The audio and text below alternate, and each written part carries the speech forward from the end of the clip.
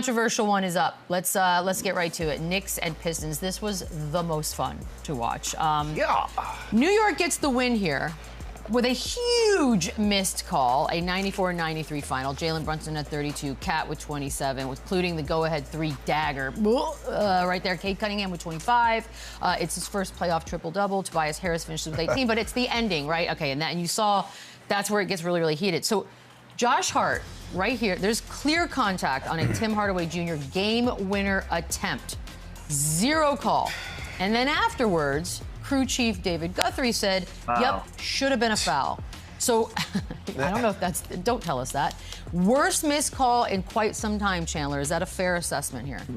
Yeah, one of them. And here's the problem. If he were to blow the whistle there and make a foul call, you can review it. 100%. The fact that there's not a call, even though it's a blatant missed call, you can't review it. It makes no sense. Again, it's one possession. It's a big possession. Coaches always say one play doesn't determine the outcome of the game. This one kind of does. And look at him. He's right there. He's right there. He's looking at him. There's another ref on the other side of him. That is inexcusable. It can't happen in the playoffs. Again, what's going to, and the 2-minute warning, you think that makes the Pistons feel worse or better? Maybe it makes the fan base feel better that they feel like they got shafted. It does not. But at least they have an excuse now. Like, look, we could be up. It means we should have won the game, is what they're saying. It should definitely be. By the way, you could argue this should be 3-1 Pistons right now. Like this is a joke. I don't know. Like, and again, they're clearly not doing it on purpose. But like, what's the consequence for them? The rest. You shouldn't play the rest. Are they suspended the rest of the playoffs? Like, that call is gonna lose them the series. Yeah. Like, and that's they're and not again, gonna be able to. Yeah, it's a 2-2 and 3-1, completely different. This may bury the Detroit Pistons. This one call, and again, it's no consolation for you to tell me afterwards I missed it. I don't want to hear it. Like the fans in Detroit, they aren't celebrating today. We're like, we played good enough, but the referee missed the call, so we feel good. Like, no, they feel like they've been cheated. Like, they feel like they've been slighted. And I know the word cheated is taboo in the NBA, but when you're standing there, you got to make that call, man. You got to blow the whistle on that, especially when you're 4 to 5 feet away from this action and you see it. He didn't lean. He didn't go seeking contact. He went straight up and down, and there's clear contact. There's clear illegal contact on this. You got to make that call. And Lou, let me tell you this. You know how much we hate when players flop and sell it? This is why that they do that. Like if Tim Hardaway maybe sells this a little more, goes flying he back, may have a better chance of getting the call, which again, we hate watching it. We talk about Jalen Brunson all the time, all series long doing it. Then Tim Hardaway doesn't do it and doesn't get the call. It's like you reward the flopping to a certain point. And again, this is just inexcusable. You cannot have this happen in such a pivotal moment of the game, pivotal moment of the series. It's just wrong. It's wrong. You know what's wrong? I don't care that they didn't blow. Fixable. I don't care that. Yeah, I understand. It's fixable. Right now they're down 1. They get 3 free throws. He makes 2. There's no time left. The game is over. The series is tied. Now probably the series is over. Like it's 3-1. Like this is a joke. And so if I'm going back to New York, it's a wrap. Like it's over one blow. So if you blow the whistle, you can review it. But if you don't, you can't. Either way, you're trying to get it correct. It's not right. They have to change this. I don't care if there's someone in the wearing earpieces. I like this idea. And they can just get up literally live by play. Hey, I know you didn't blow the whistle, but that's wrong. Like go to the board, review it. Or just final 2 minutes. Why don't you review everything? Final 2 minutes like college basketball does. I don't care what it does. I don't care if it makes the game 16 minutes longer. Like, get it right so that we're not feeling like this today. That's why I disagree, because if we do that, Chandler, we're going to open the Pandora's box. Maybe do it the last 2 minutes, though. 2 minutes, okay. But listen, the game is flawed. We're going to play a flawed basketball game. The players aren't perfect. The referees aren't going to be perfect. We're never going to get this perfectly right? And so once we start bringing so many different things into it to try to get it to be a perfect game, again, the quality of the game is going to go down. So I want them to figure out a way to get the best way to get these right, and just make the calls that are the obvious calls. It's clearly not that easy. That's fair.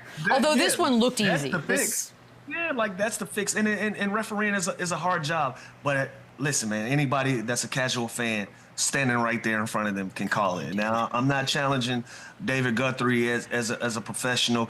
He's a legitimate referee, a solid referee, a veteran referee at that. But he missed his call, and so if we got to call into Secaucus and all of these things to overturn calls that's never been called, we're going to open up a Pandora's box that we'll never be able to close again. So I want us to get these things right, but under 2 minutes or whatever, I don't know. More calls like this, there's just going to be robots one day. There's going to be no more umpires, no more referees. Humans are going to be out if series keep getting smoked by bad human mistakes. Like, this should not happen. I mean, the reaction alone. But I will say, Lou, this is where we disagree on the 2-minute warning. If I'm JB Bickerstaff or if I'm a fan of the Pistons, at least I'm thinking, you know what? We could have won this game. We got shafted on some calls, and at least there's still some hope. No, because you already knew that. Yeah, you but already knew that. I like the two. I like that. At least, you know what? And you have to own up to it. I want to hear you say it. You messed up. But what happens to you then? Do you get punished? Well, Does that's where I don't know. He's going to ref, tomorrow night. Well, I don't think that's right. No, that isn't either. Yeah, but again, we don't know what goes on behind the scenes. But now I'm curious to know what's the next step. Like, is there a discipline? Is there a penalty that comes with missing such a big call like that? Like, I want to know, but I also don't want to hear the explanation either. So I'm in a gray area. I'm a big fan of not giving referees a microphone to explain themselves, but I also would like to know what is the decision that's going to be made after such a huge call is missed that's going to determine the fate of the series. I'll tell you what, if this game goes 7, Guthrie better not be on the call. He can't for the next 3 games. He can't be. You at least got to take him off this series. The league can't like this either. Look, I get it. It's the Knicks, and clearly you want the Knicks to go as far as possible. But the Pistons is the best story we've had in basketball in a minute. You don't want this to end this way in their house. Like, this could have happened to anybody. Again, I don't want to beat on David Guthrie, but it's just him on the It's just a huge missed call and a big too important of a whistle to not get. By the way, I can't believe you like the 2 minutes. So if you lose a job out to someone who you know cheated to get the job, and then after the fact they tell you, yeah, we found out he cheated, he still has the job and you don't, that doesn't make me feel better. Either way, it's not going to make me feel great, but at least I know why. At least I have some, But you already knew it was wrong.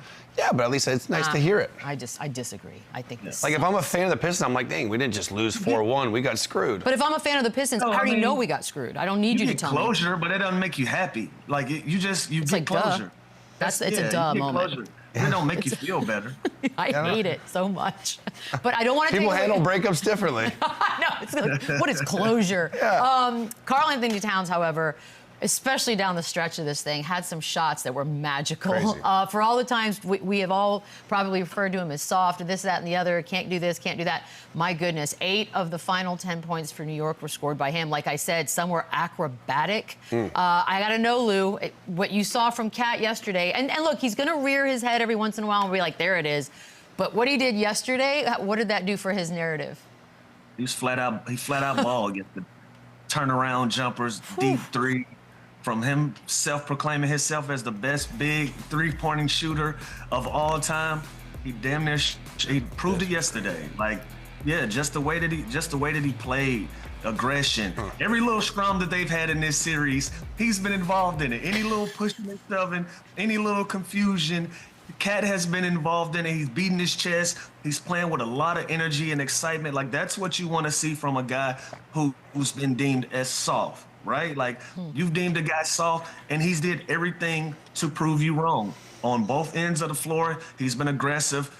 Like I said, anytime there's been a mix-up from a Detroit Pistons team that has this reputation as being physical, as wanting to mix it up, wanting to be a team that wants to fight, Cat has stood 10 toes, and he stood his ground, and he's played basketball, and he's been down for whatever that comes with it.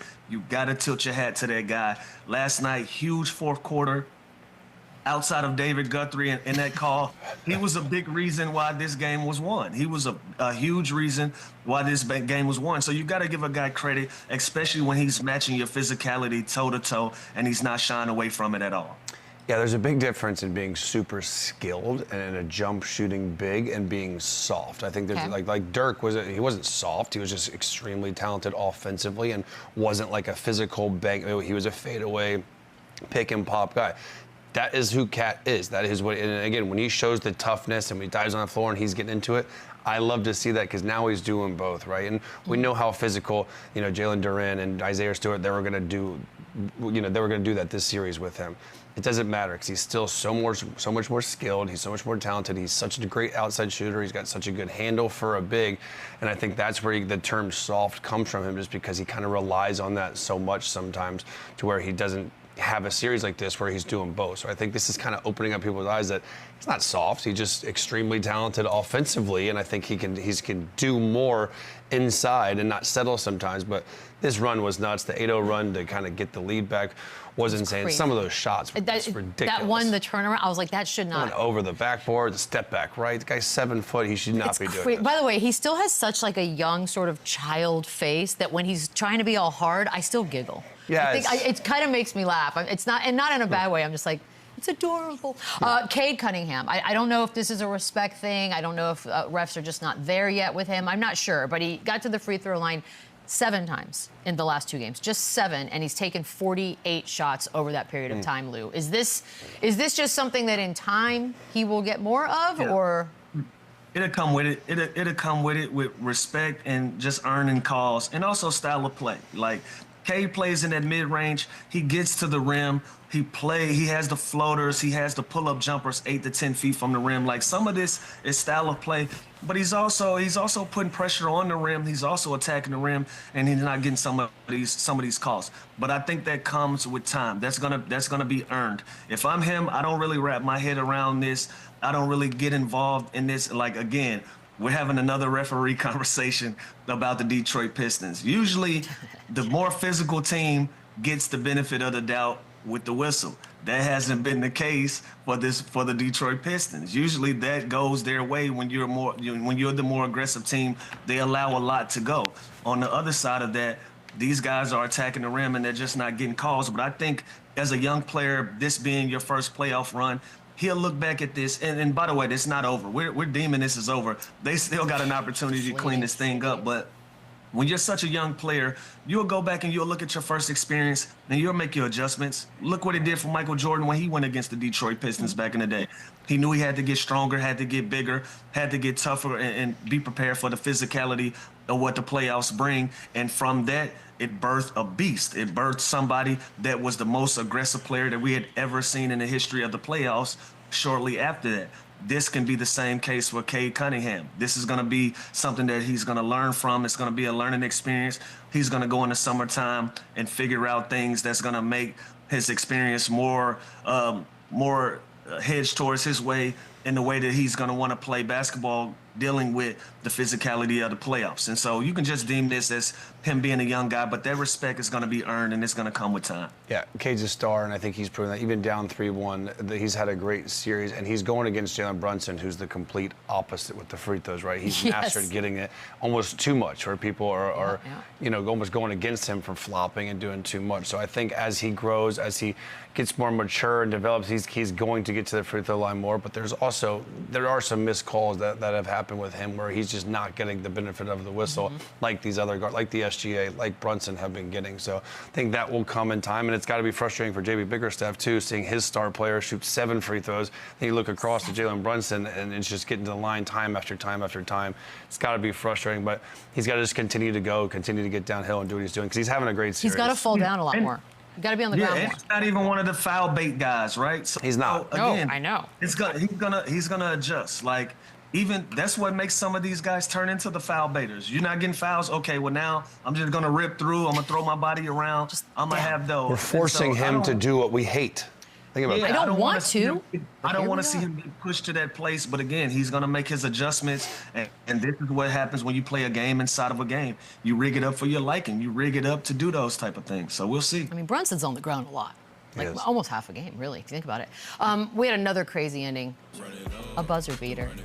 Denver and Los Angeles. One more. We'll get to that next. Yeah, bring me my money.